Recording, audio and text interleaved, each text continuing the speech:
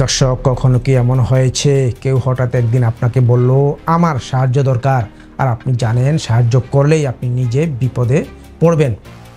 ঠিক এমন পরিস্থিতির মুখোমুখি দাঁড়িয়ে আছে এক শক্তিধর দেশ, যার পাশে সবসময় ছিল আর এক শক্তিধর মিত্র।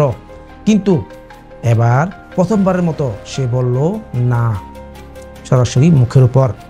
দর্শক, আপনি জানেন সৌদি আরব যুক্তরাষ্ট্রের অনুরোধ ফিরিয়ে দিয়েছে, আর সেটাও এমন এক সময় যখন ইরানের ব্যালিস্টিক ক্ষেপণাস্ত্র আছড়ে পড়েছে ইসরায়েলের সেনাঘাঁটিতে। হ্যাঁ, ঠিক শুনছেন, যুক্তরাষ্ট্র চেয়েছিল সৌদি যেন তাদেরকে অত্যাধুনিক THAAD ক্ষেপণাস্ত্র প্রতিরক্ষা সিস্টেম থেকে কিছু ইন্টারসেপ্টর দেয় ইসরায়েলকে। কিন্তু সৌদি আরব পরিষ্কার জানিয়ে দিল তারা এই যুদ্ধে অস্ত্র দিতে রাজি নয়। এটাই কি শুধু একটিবারের না বলা, নাকি মধ্যপ্রাচ্যের ভূরাজনীতিতে শুরু হচ্ছে এক নতুন অধ্যায়? দর্শক, আপনি ভাবছেন এই ভিডিওটি কেন পুরোটা দেখা জরুরি? কারণ এই ভিডিওতে আপনি জানতে পারবেন সৌদি কেন যুক্তরাষ্ট্রের অনুরোধ ফিরিয়ে দিল, যুক্তরাষ্ট্র ইসরায়েল মিত্রতায় কী ধরনের ফাটল দেখা যাচ্ছে, এবং ভিডিওর একদম শেষে এমন একটি গোপন তথ্য আপনাকে জানাবো যেটা জানলে আপনি ভাববেন এ আবার কোন রহস্য। তাই ভিডিওটি একদম শেষ পর্যন্ত দেখুন। তার আগে চ্যানেলটি সাবস্ক্রাইব করে রাখুন এমন গভীর বিশ্লেষণ পেতে। চলুন এবার বিশ্লেষণে যাই। প্রথমে দেখি যুক্তরাষ্ট্রের অনুরোধটি কী ছিল এবং কেন তা করা হয়েছিল। ইরান থেকে একাধিক ব্যালিস্টিক ক্ষেপণাস্ত্র ছুড়ে মারা হয় ইসরায়েলের বিভিন্ন সামরিক ঘাঁটিতে। যুক্তরাষ্ট্র আশঙ্কা করছিল ইসরায়েলের আকাশ প্রতিরক্ষা, বিশেষ করে তাদের অ্যারো এবং THAAD সিস্টেম এত দ্রুত ক্ষয় হয়ে যাচ্ছে বা শেষ হয়ে যাচ্ছে যে তারা আর ইন্টারসেপ্টর মজুত রাখতে পারছে না। এই পরিস্থিতিতে হোয়াইট হাউস সরাসরি অনুরোধ জানায় সৌদি আরবকে, আপনারা কিছু THAAD ইন্টারসেপ্টর ইসরায়েলকে দিতে পারবেন? সৌদি আরব কী করলো? তারা এই অনুরোধ ফিরিয়ে দেয়। কোনো কূটনৈতিক ভাষা নয়, সরাসরি না। দর্শক, আপনি জানেন এই না মানে কিন্তু শুধু একটা অনুরোধ প্রত্যাখ্যান নয়। চলুন এবার বুঝি এই না বলার অর্থ কী। সৌদি আরব THAAD প্রতিরক্ষা ব্যবস্থা যুক্তরাষ্ট্র থেকেই কিনেছে, কিন্তু এখন সেটাকে প্রথমবারের মতো চালু করেছে নিজেদের স্বার্থে। বিশ্লেষকরা বলছেন এই মুহূর্তে সৌদি আরব চাইছে নিজেদেরকে যুদ্ধের বাইরের এক নিরপেক্ষ শক্তি হিসাবে তুলে ধরতে।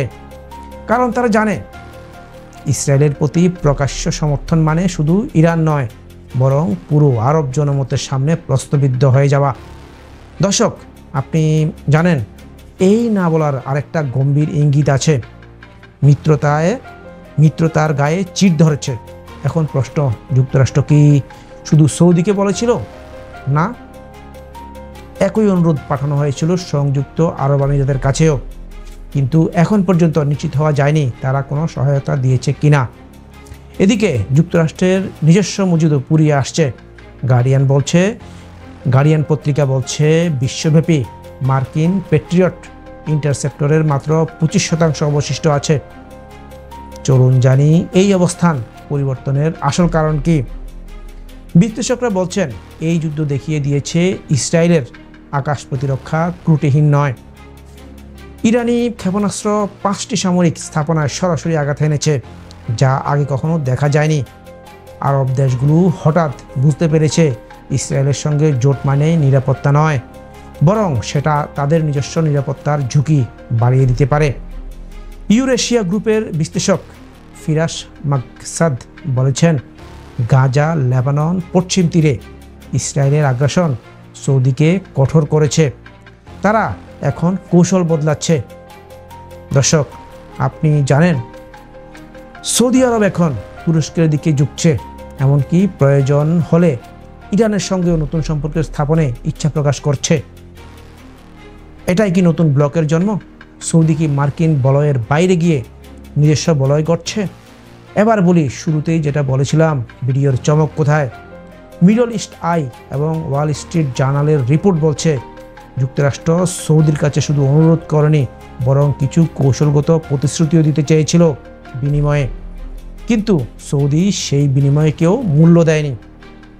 এমনকি সৌদি অভ্যন্তরীণ নিরাপত্তা ও কূটনীতিকরা বলছেন যুদ্ধের এই পরিণতি আমাদের জন্য ইতিবাচক। ইসরায়েল বলছে, ইসরায়েল এবার বুঝেছে প্রতিরোধ মানে বাস্তব খরচ। এই কথাটা শুধু কূটনৈতিক ঠান্ডা বিবৃতি নয়, এটা ভবিষ্যতের মধ্যপ্রাচ্য মানচিত্র বদলে দেওয়ার ইঙ্গিত। শেষে দর্শক, আপনার জন্য একটা প্রশ্ন, যদি সৌদি আরব যুক্তরাষ্ট্রকে না বলে দিতে পারে, তাহলে আগামী দিনে আর কোন মিত্রতার ভিত্তি নড়ে উঠবে বলে আপনি মনে করেন? কমেন্টে আপনার মতামত জানান, শেয়ার করুন বন্ধুদের সঙ্গে, কারণ শক্তির গল্পের পেছনে আছে কৌশলের গল্প, আর সেটাই তুলে আনার চেষ্টা করছি আমরা। ধন্যবাদ, দেখা হচ্ছে পরের ভিডিওতে।